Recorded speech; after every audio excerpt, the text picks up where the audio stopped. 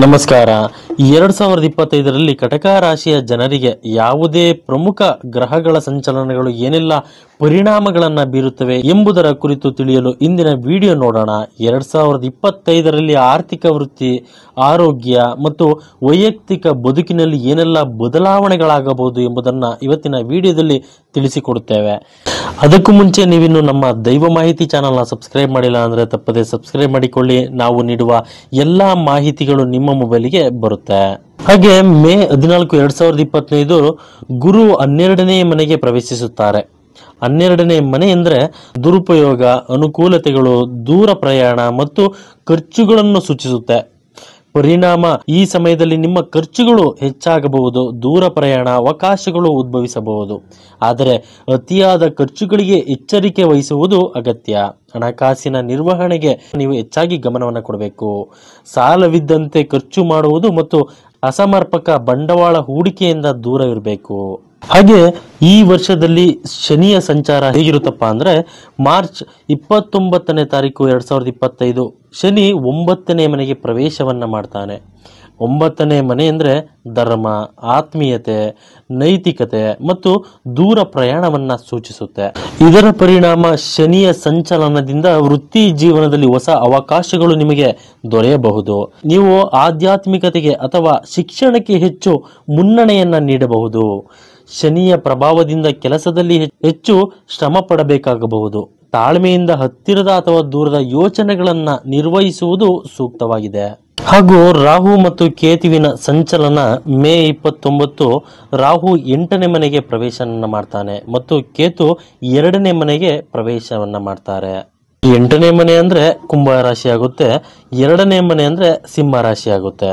ಹಾಗೆ ಈ ಸಮಯದಲ್ಲಿ ಅನಿರೀಕ್ಷಿತ ಘಟನೆಗಳು ಹಾಗೂ ರಹಸ್ಯಗಳು ಆರೋಗ್ಯ ಮತ್ತು ಆಂತರಿಕ ಬದಲಾವಣೆಗಳನ್ನ ಸೂಚಿಸುತ್ತೆ. 2ನೇ ಮನೆ ಆದಾಯ ಮತ್ತು ಕುಟುಂಬ, ಸಾಂಸ್ಕೃತಿಕ ಜೀವನವನ್ನ ಸೂಚಿಸುತ್ತೆ. ಹಾಗೆ ಇದರ ಪರಿಣಾಮಗಳಿಂದ ರಾಹು 8ನೇ ಮನೆಯಲ್ಲಿ ಪ್ರವೇಶಿಸುವುದರಿಂದ ಅತಿಯಾದ ಉತ್ಸಾಹದಿಂದ ಯಾವುದೇ ಹಡಕು ಬದಲಾವಣೆಗಳಿಂದ ದೂರವಿರಬೇಕು. ಕುಟುಂಬದವರೊಂದಿಗೆ ಹಣಕಾಸಿನ ವಿಷಯಗಳಲ್ಲಿ ವಿವಾದಗಳು ಉಂಟಾಗಬಹುದು. ಆರ್ಥಿಕ ಚರ್ಚೆಗಳಲ್ಲಿ ಎಚ್ಚರ ವಹಿಸಿ ಮತ್ತು ಕುಟುಂಬ ಸದಸ್ಯರೊಂದಿಗೆ ಸಮನ್ವಯವಿರಲಿ.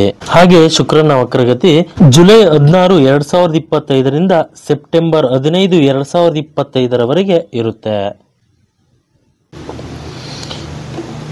ಹಾಗೆ ಶುಕ್ರ 2ನೇ ಮನೆ ವಕ್ರಗತಿಯಲ್ಲಿ ಇರುವುದರಿಂದ ವೈವಾಹಿಕ ಮತ್ತು ಪ್ರೀತಿ ಜೀವನದಲ್ಲಿ ಕೆಲವು ಗೊಂದಲಗಳು ಉಂಟಾಗಬಹುದು.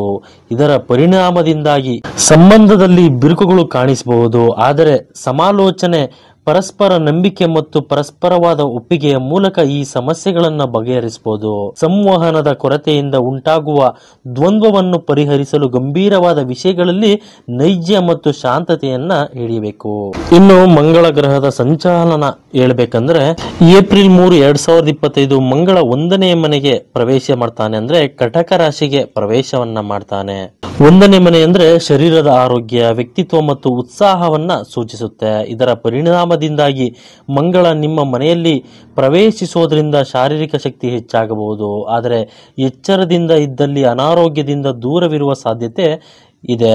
ತ್ವರಿತವಾಗಿ ಆಕ್ರಮಣಕಾರಿ ಸ್ವಭಾವದಿಂದ ಕಾರ್ಯನಿರ್ವಹಿಸದಂತೆ ಜಾಗರೂಕತೆ ವಹಿಸಬೇಕಾಗುತ್ತೆ. ಇಳಿ ವಯಸ್ಸಿನ ಶಾರೀರಿಕ ಸಮಸ್ಯೆಗಳಿಗೆ ಎಚ್ಚರ ವಹಿಸಿ ಮತ್ತು ಆರೋಗ್ಯದ ಮೇಲೆ ಹೆಚ್ಚಿನ ಗಮನವನ್ನ ನೀಡಬೇಕಾಗುತ್ತೆ.